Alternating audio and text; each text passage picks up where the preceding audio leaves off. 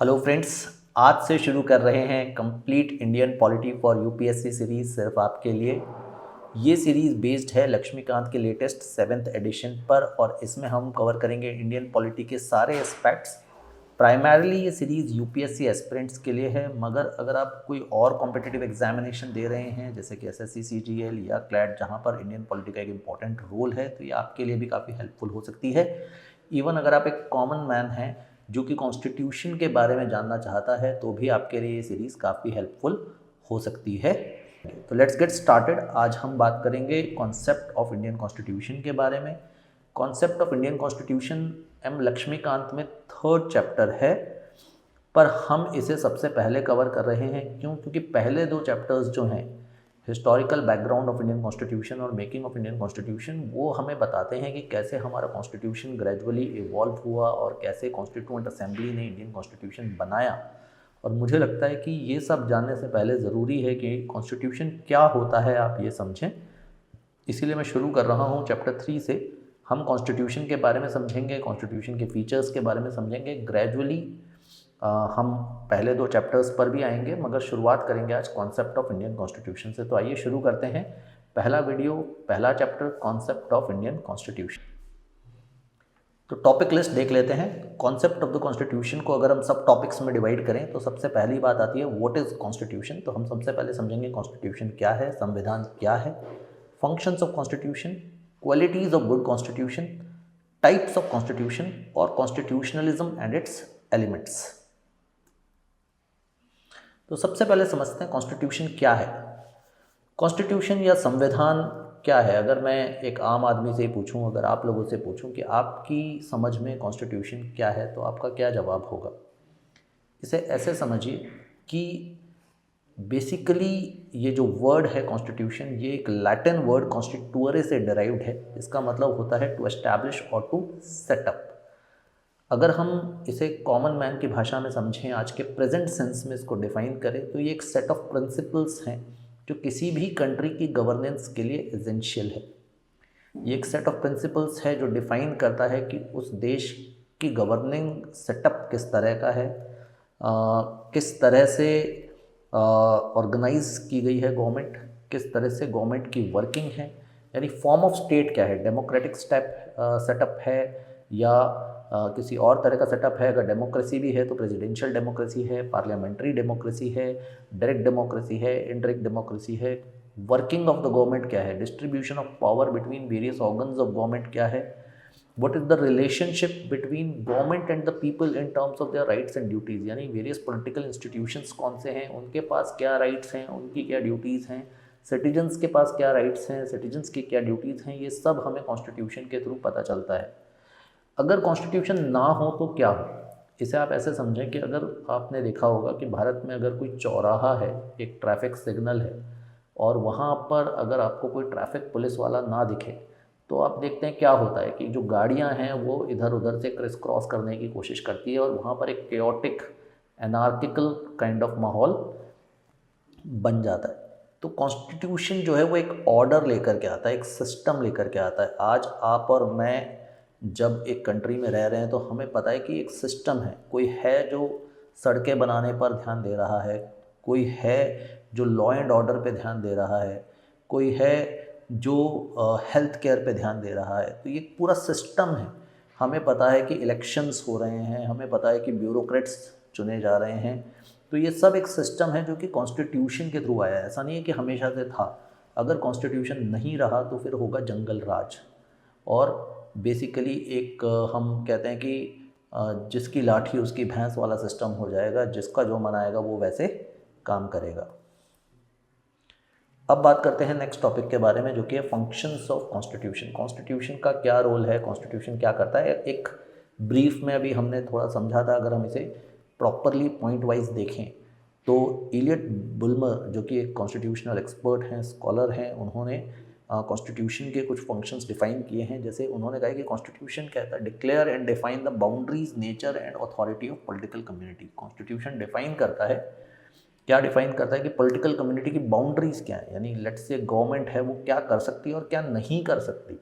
ठीक है, जैसे फंडामेंटल राइट्स एक चेक लगाते हैं गवर्नमेंट की पावर पे। नेचर क्या है, जैसा मैंने कहा कि किस तरह का फॉर्म ऑफ स्टेट है, डेमोक्रेटिक सेटअप है, मोनार्की है, रिपब्लिक है, किस तरह का सेटअप है। और अथॉरिटी, अगेन जैसा मैंने कहा, गवर्नमेंट क्या कर सकती है, गवर्नमेंट का क्या पावर्स हैं, ये सब कॉन्स्टिट्यूशन डिफाइन करता है।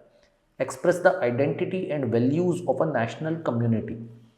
देखिए ऐसे समझते हैं, एक देश की क्या फंडामेंटल वैल्यूज़ हैं जो कि हमारे कॉन्स्टिट्यूशन में प्रियम्बल में डिफाइंड है कि एक देश की जो बेसिक फंडामेंटल वैल्यूज़ क्या हैं। जैसे हमारे देश में हम कहते हैं कि सेक्युलरिज्म है, ठीक है, डेमोक्रेटिक सेटअप है, ठीक है।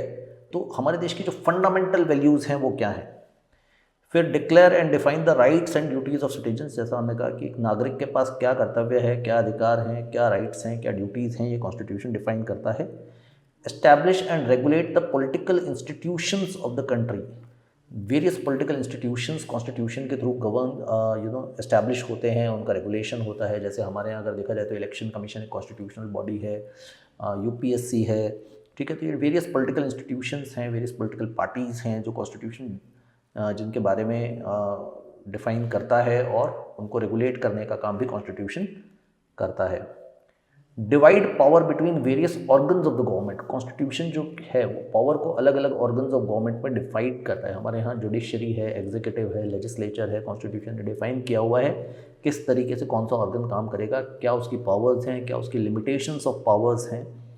Then it can declare the official religious identity of the state.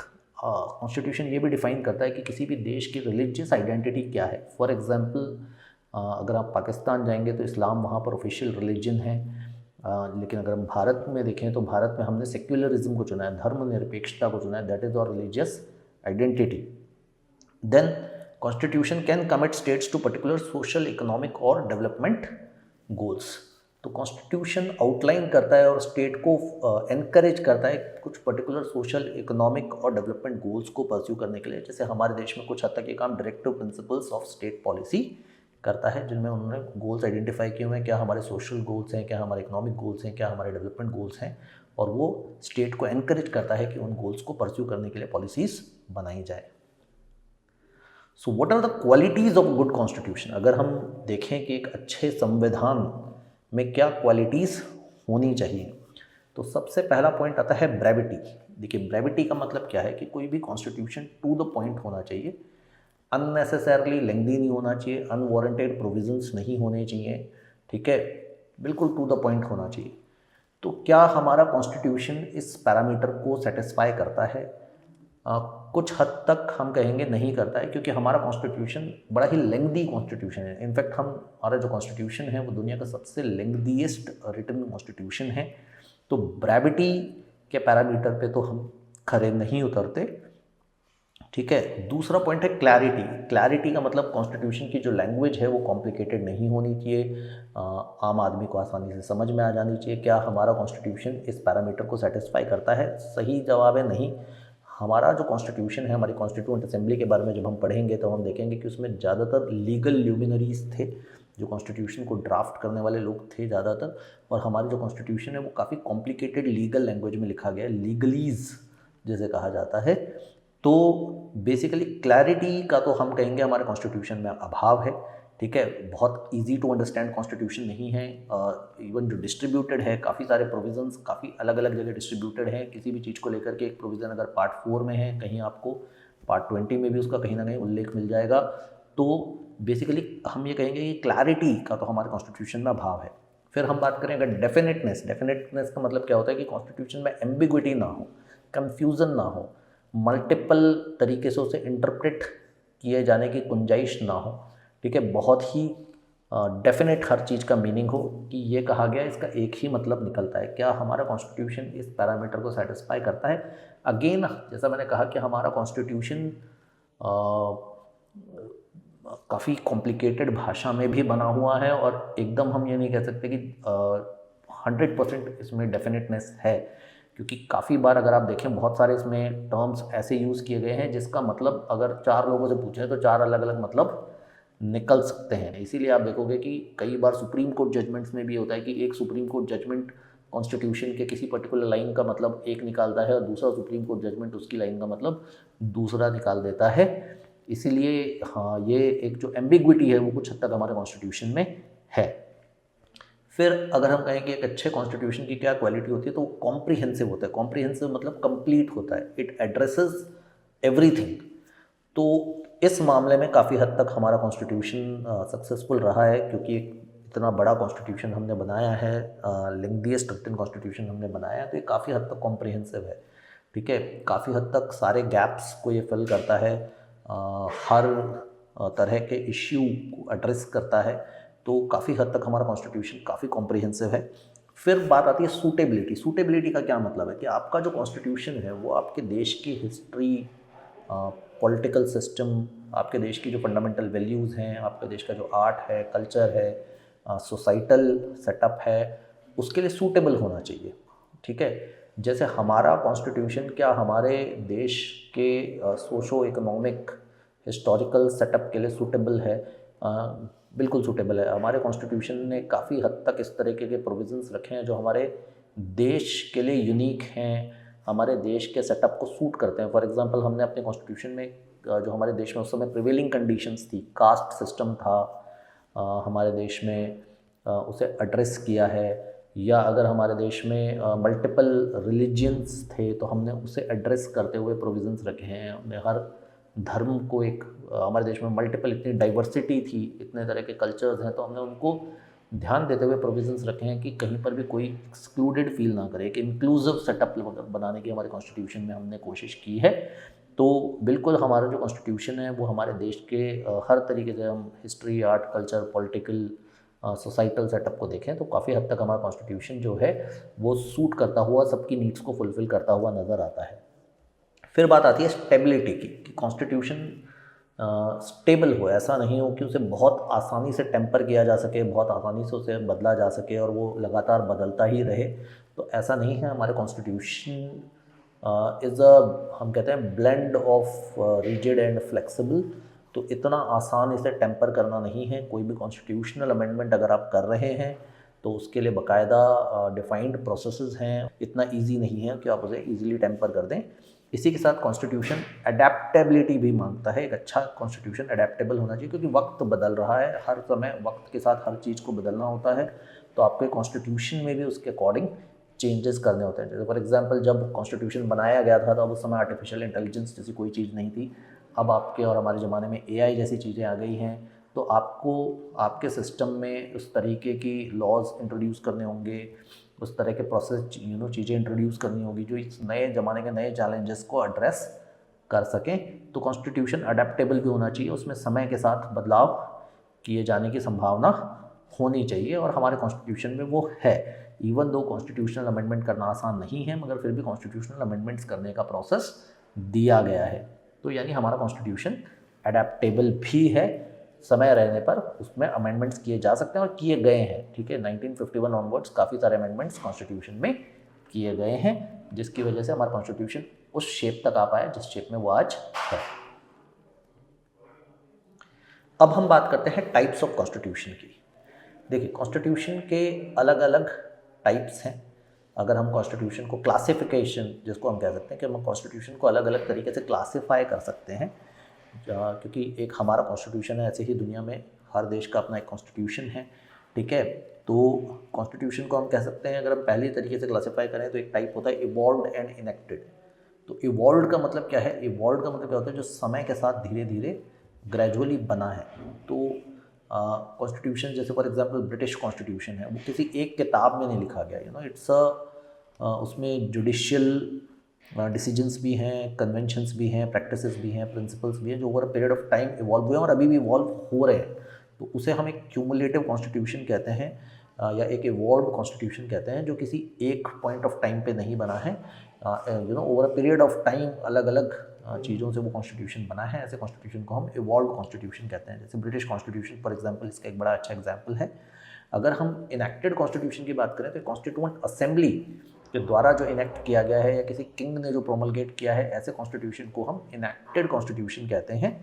और ये आपको किसी की पर्टिकुलर बुक या डॉक्यूमेंट में मिल जाता है। जैसे हमारा कॉन्स्टिट्यूशन एक बड़ी मोटी सी किताब है, इंडियन कॉन्स्टिट्यूशन, तो अमेरिकन या इंडियन कॉन्स्टिट्यूशन को हम इनेक्टेड कॉन्स्टिट्यूशन की श्रेणी में रख सकते हैं। फिर अगर बात करें तो रिटन एंड अनरिटन कॉन्स्टिट्यूशन। देखिए, written and unwritten constitution again वही वाली बात है कि रिटन कॉन्स्टिट्यूशन वो होता है जो एक डॉक्यूमेंटेड कॉन्स्टिट्यूशन है। जैसे हमारे देश का कॉन्स्टिट्यूशन या अगर हम यूएस कॉन्स्टिट्यूशन देखें तो ये रिटन कॉन्स्टिट्यूशंस हैं। ये आपको एक पर्टिकुलर बुक में, एक पर्टिकुलर डॉक्यूमेंट में कॉन्स्टिट्यूशन मिल जाता है। टिपिकली कॉन्स्टिट्यूट असेंबली द्वारा बनाए गए कॉन्स्टिट्यूशन जो होते हैं वो इस तरह के कॉन्स्टिट्यूशंस होते हैं। अनरिटन कॉन्स्टिट्यूशन वो होते हैं जो कोडिफाई नहीं किए गए हैं, जो कि अगेन बहुत सारे डॉक्यूमेंट्स में स्प्रेड आउट हैं, किसी एक जगह पर इकट्ठा नहीं है। तो ब्रिटिश कॉन्स्टिट्यूशन या न्यूजीलैंड का जो कॉन्स्टिट्यूशन है उसे आप अनरिटन कॉन्स्टिट्यूशन कह सकते हैं। तीसरा है रिजिड एंड फ्लेक्सिबल। देखिए रिजिड कॉन्स्टिट्यूशन क्या होता है, जिसको अमेंड करना बहुत मुश्किल है, ठीक है, बहुत स्पेशल प्रोसीजर उसको अमेंड करने के लिए लगता है। जैसे यूएस कॉन्स्टिट्यूशन या ऑस्ट्रेलियन कॉन्स्टिट्यूशन एक रिजिड कॉन्स्टिट्यूशन है। अगर हम फ्लेक्सिबल या इलास्टिक कॉन्स्टिट्यूशन देखें, वो जिसे अमेंड करना बहुत ही आसान है, ऑर्डिनरी प्रोसेस के थ्रू जिसको इजीली अमेंड किया जा सकता है। जैसे ब्रिटिश कॉन्स्टिट्यूशन या न्यूजीलैंड का जो कॉन्स्टिट्यूशन है उसे हम फ्लेक्सिबल या इलास्टिक कॉन्स्टिट्यूशन कह सकते हैं। अब इंडियन कॉन्स्टिट्यूशन किस श्रेणी में पड़ेगा? इंडियन कॉन्स्टिट्यूशन ना तो रिजिड है ना ही फ्लेक्सिबल है। इसमें कुछ चीज़ें हैं जिन्हें बहुत आसानी से बदला जा सकता है, कुछ चीज़ें हैं जिनके लिए स्पेशल मेजॉरिटी लगती है, ठीक है, जिसके लिए आपके पास जो प्रोसेसेस हैं वो थोड़ा ज़्यादा स्ट्रिंजेंट हैं। तो इसीलिए हम हमारे कॉन्स्टिट्यूशन को कहते हैं कि ना तो ज़्यादा रिजिड है ना ही ज़्यादा फ्लेक्सिबल है। अब बात करते हैं कि कॉन्स्टिट्यूशन को हम डिवाइड कर सकते हैं फेडरल या यूनिटरी कॉन्स्टिट्यूशन में। फेडरल कॉन्स्टिट्यूशन का क्या मतलब है कि जहाँ पे पावर का डिवीज़न, जो स्पेशली यहाँ पर एक टर्म हम यूज़ करना चाहूँगा, प्योर फेडरल सेटअप जो होता है, प्योर फेडरल सिस्टम में जो आपका जो पावर्स हैं, डिवीज़न ऑफ पावर्स है, वो अलग अलग टीयर्स ऑफ गवर्नमेंट में बराबर बांटी जाती है। तो सेंटर के पास जितना पावर है स्टेट के पास भी उतना ही पावर है। फॉर एग्जांपल यूएसए और ऑस्ट्रेलिया में हमें ऐसा देखने को मिलता है। यूनिटरी कॉन्स्टिट्यूशन वैसा कॉन्स्टिट्यूशन होता है जहाँ पर जो पावर है वो नेशनल गवर्नमेंट के हाथ में होती है, सेंट्रल गवर्नमेंट के हाथ में होती है। जैसे यूके और फ्रांस में हमें ऐसा देखने को मिलता है, डिवीज़न ऑफ पावर नहीं देखने को मिलता है। भारत में क्या है, भारत के सिस्टम को हम क्वासी फेडरल कहते हैं, यानी ये प्योर फेडरल सिस्टम नहीं है। क्वासी का मतलब होता है स्यूडो, तो स्यूडो फेडरल कहते हैं। यानी हमारे यहाँ डिवीज़न ऑफ पावर तो है, सेंट्रल गवर्नमेंट के पास कुछ पावर्स हैं, स्टेट गवर्नमेंट के पास कुछ पावर्स है, कुछ मुद्दों पे सेंट्रल गवर्नमेंट लॉ बना सकती है, कुछ मुद्दों पे स्टेट गवर्नमेंट लॉ बना सकती है। लेकिन स्टेट गवर्नमेंट का जो पावर है वो सेंट्रल गवर्नमेंट से कम है। सेंट्रल गवर्नमेंट के हाथ में जो कॉन्सेंट्रेशन ऑफ पावर है, जो बैलेंस ऑफ पावर है, it tilts heavily in favour of centre. For example हमारे यहाँ सिंगल सिटीजनशिप का कॉन्सेप्ट है, स्टेट के लिए आपको अलग से सिटीजनशिप नहीं मिलती। या फॉर एग्जांपल हमारे पास पार्लियामेंट के पास ये पावर है कि वो चाहे तो स्टेट्स को डिस्ट्रॉय कर सकती हैं, स्टेट्स का एरिया कम ज़्यादा कर सकती है, नए स्टेट का क्रिएशन कर सकती है। तो ये सब पावर्स हमें ये बताती हैं कि हमारे यहाँ जो सेंट्रल गवर्नमेंट के पास है वो ज़्यादा पावर है स्टेट गवर्नमेंट से। इसीलिए हमारे सेटअप को प्योर फेडरल नहीं कहा जाता, स्यूडो फेडरल कहा जाता है। इसके अलावा कॉन्स्टिट्यूशन को डिफाइन करने का एक दूसरा तरीका है प्रोसीजरल और प्रेस्क्रिप्टिव। प्रोसीजरल का मतलब होता है कि कॉन्स्टिट्यूशन जो भैया प्रोसीजर बता दे कि भैया गवर्नमेंट ऐसे चलेगी, ये पावर्स होंगे, ये प्रेसिडेंट होगा, ये प्राइम मिनिस्टर होगा, ये गवर्नर होगा, ये करेगा, ये वो करेगा, ये वो करेगा, और आपको समझ में आ जाए कि भाई ये देश ऐसे चल रहा है। प्रेस्क्रिप्टिव का मतलब क्या है कि प्रोसीजर तो वो बता ही रहा है, उसके अलावा उसने कॉमन सोशल गोल्स भी आइडेंटिफाई किए हुए हैं। उन्होंने बता दिया है कि भाई जनता को अल्टीमेटली इस सिस्टम से ये देना है और ये देने के लिए ये सिस्टम काम करेगा, तो वो कॉन्स्टिट्यूशन हो जाता है फिर प्रेस्क्रिप्टिव कॉन्स्टिट्यूशन। कुछ हद तक हमारा कॉन्स्टिट्यूशन को हम प्रेस्क्रिप्टिव कॉन्स्टिट्यूशन बोलेंगे, क्योंकि प्रोसीजर भी डिफाइंड है और गोल्स भी डिफाइंड है कि किस तरह का देश हमें चाहिए। अब बात करते हैं नेक्स्ट टॉपिक जो हमारा है वो है कॉन्स्टिट्यूशनलिज्म।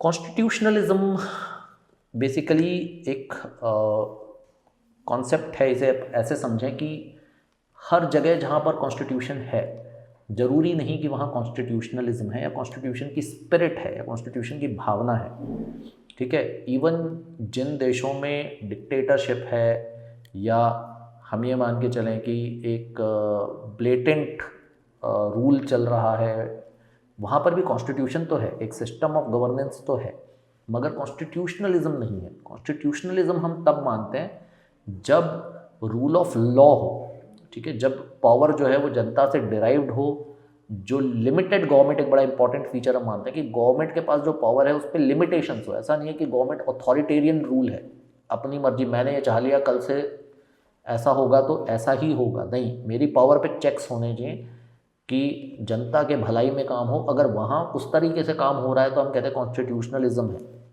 तो जैसा मैंने कहा कि डिक्टेटरशिप के भी सिनेरियो में कॉन्स्टिट्यूशन तो हो सकता है, ठीक है। अफगानिस्तान में भी कॉन्स्टिट्यूशन तो है, मगर क्या वहाँ पे कॉन्स्टिट्यूशनलिज्म है?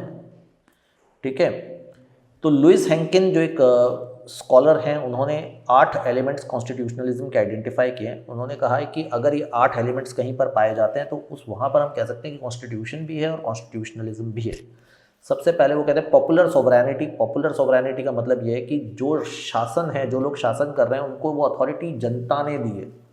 किसी ने कब्जा करके नहीं हथियाई है या ताकत के दम पे वो सत्ता का उपयोग नहीं कर रहे हैं। जनता ने उनको शासन दिया, चुन के भेजा है। जैसे हमारे देश में चुन के भेजते हैं हम कि भैया ये रिप्रेजेंटेटिव्स हैं हमारे, जो हमारे लिए डिसीजन लेंगे। दूसरी बात, रूल ऑफ लॉ, कानून का शासन हो। ऐसा नहीं है कि राजा ने कह दिया वही काम हो रहा है। कानून का शासन है, एक सिस्टम है जिसके बेसिस पे राजा काम कर रहा है। डेमोक्रेटिक गवर्नमेंट हो, ठीक है, जनता से डिराइव्ड एक डेमोक्रेटिक गवर्नमेंट हो। फिर सेपरेशन ऑफ पावर्स हो, जैसे हमारे यहाँ की जुडिशरी ये काम करेगी, लेजिस्लेचर ये काम करेगा, एग्जीक्यूटिव ये काम करेगा। तो एक सेपरेशन ऑफ पावर्स है और ये लोग आपस में एक दूसरे के काम में दखल नहीं देंगे। इंडिपेंडेंट जुडिशरी हो, यानी जो न्यायपालिका है वो एक इंडिपेंडेंट हो, उसके काम पे कोई दखल ना दे, वो किसी के दबाव में आकर के अपने डिसीजंस ना दें, तो इंडिपेंडेंट जुडिशरी हो। Civilian control of the military, जो सेना है उसका कंट्रोल सिविलियंस के हाथ में हो। अगर सेना निरंकुश हो गई तो फिर जो देश है वो ताकत के दम पे चलेगा, वो फिर लोगों के विशेष के हिसाब से नहीं चल सकता। तो सेना का जो कंट्रोल है वो सिविलियंस के हाथ में होना चाहिए।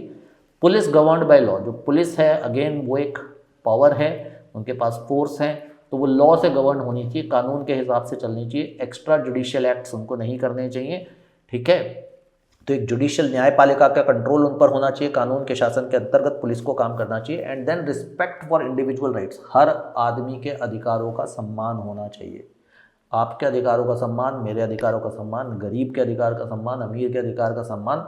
अगर ये सारे फीचर्स किसी देश में देखने को मिलते हैं तो वहाँ हम कह सकते हैं कि कॉन्स्टिट्यूशन भी है और कॉन्स्टिट्यूशनलिज्म भी है।